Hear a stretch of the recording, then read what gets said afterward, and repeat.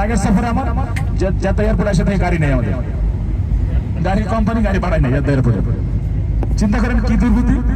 এরপরে সরকারি গাড়ি দিয়ে আমরা মক্কে আসছি, কোম্পানি এর কম পক্ষে 2 থেকে 3,000 রিয়াল জরিমানা আসছে সরকারি গাড়ি ব্যবহার করলে।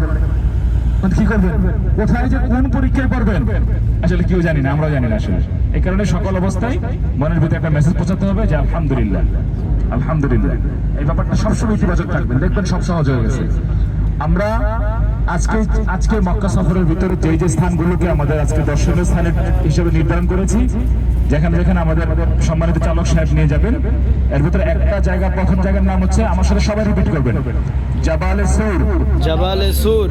জাবাল অর্থ পাহাড়, জাবাল অর্থ পাহাড়। এই যে আমাদের বামে পাহাড়, সামনে পাহাড়, এই যে পিছনে পাহাড়, এগুলোর আরবিতে কি বলে? জাবাল। জাবাল। আর স্পেসিফিক যে পাহাড়ের আমরা আজকে এখন যাব, এই পাহাড়টার নাম হচ্ছে জাবালে সুর। সুর পর্বত, সুর পাহাড়। সুর পাহাড় কেন যাচ্ছি আপনারা অনেকে জানেন, অনেকে জানেন না, আমি বলবো একটু পরে। জাবালে সুরের পরে আমাদের আরেকটা জায়গায় যাব আমরা, আরাফার ময়দান।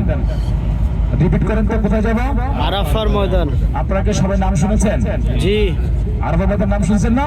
জি।